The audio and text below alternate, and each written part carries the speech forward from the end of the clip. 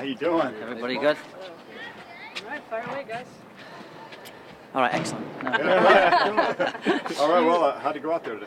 Good. I mean, I don't remember ever a pre-season in 25 years that wasn't good. First day, usually the excitement's here, everybody's up for it, and I think more importantly for us was the quality of what we saw. You know, we brought obviously a lot of trialists in, and I think that was the most important part of the day. Was we have to fill a few holes, to say the least, and there was a lot of good players, so we're really happy with that.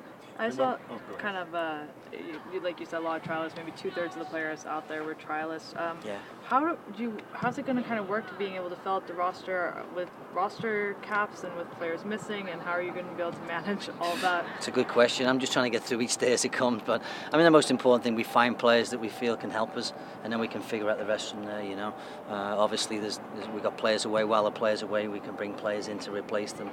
I think most of the players are aware that that's probably what they're going to be at this point. It's just to replace the players going away and their opportunity to get the foot in the door and end a contract, whether it be this year or for next year, full-term contract. And I think just about every team in the league will be doing the same thing. Obviously, we have a little bit more away. We have 9 players away, so for us, it's a little bit more work. But that's what management is. You know, you got to try and find. I think the most important is trying to find the quality of player that can compete with our players. And I think today there was quite a few of them that can definitely compete. Vero is no longer listed on your guys' roster. Is she possibly coming back? Yeah, I mean, it's still up in the air. We're still working on it.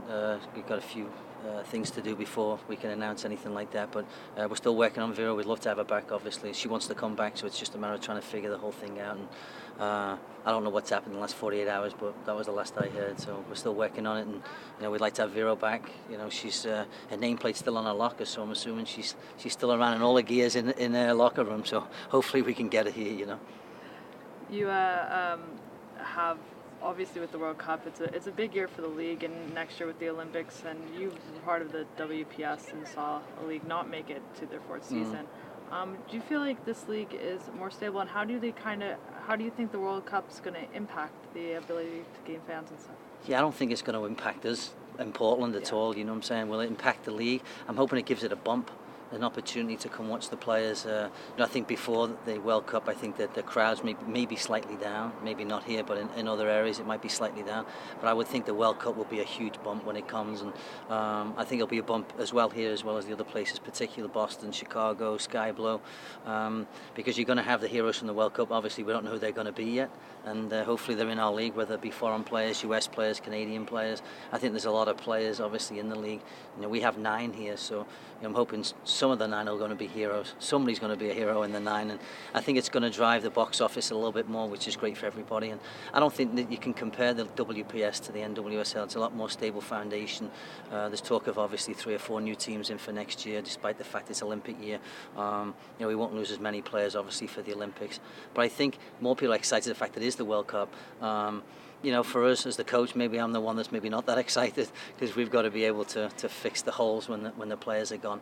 But you know, we've got a good group, and I think you know, players like Mona Shim have come in really prepared, completely different from 12 months ago. Kat Williamson's completely different player from 12 months ago in terms of her preparation.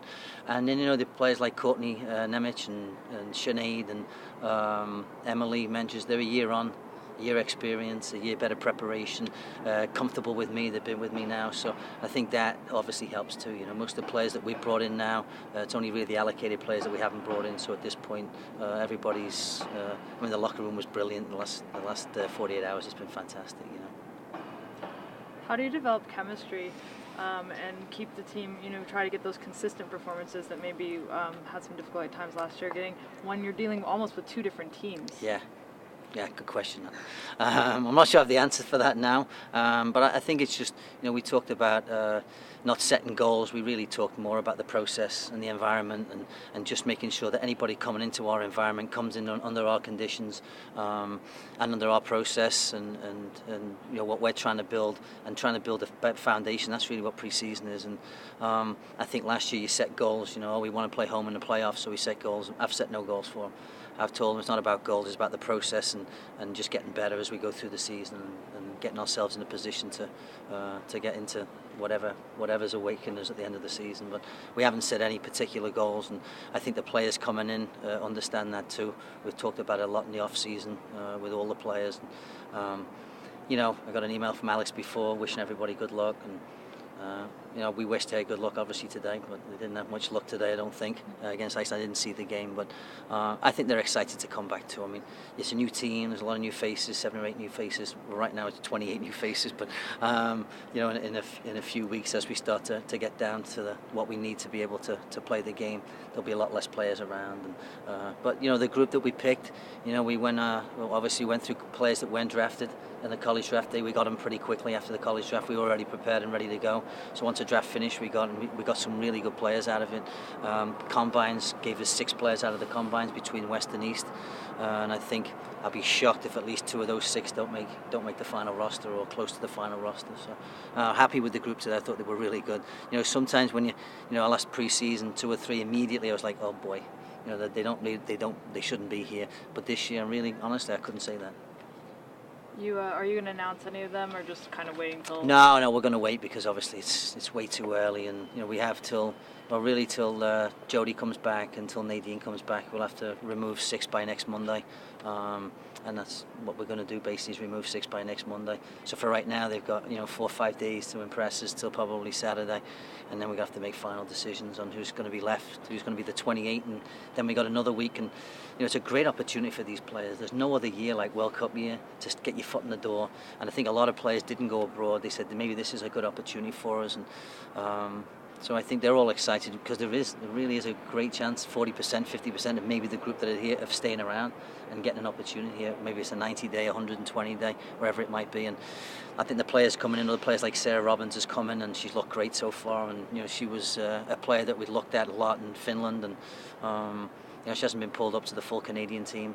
And I probably shouldn't talk about just in case she does get pulled up, but she's a really good player for us. I think she's going to be good. She's sound technically and good tactically. She stuck some great tackles today, and she's clean as a whistle on the ball. So that was a big plus for the day. How are the players coming back? For the 9 players that are gone, are they going to be here? Some of them, or which ones are going to be here before the World Cup or in and out? Well, the US players will be here for 3 weeks. They'll be right before the first game of the season, and they'll be with us for the 3 weeks, which will be the 3 games basically. And then the foreign players, which obviously Nadine, Jodie, not Catley, but Nadine and Jodie will be with us for a couple of games after the US players go. We'll get AO in at that time too. So we won't be fully everybody here until after the World Cup, but we'll have enough juice up front, I'm hoping, between Alex being here, Jodie being here, Sink being here, AO coming in. We've always got 2 of them around, so as long as we've got 2 of them around, we should be good to go. And we're still looking for another player here, another forward, which we'd like to bring another one in,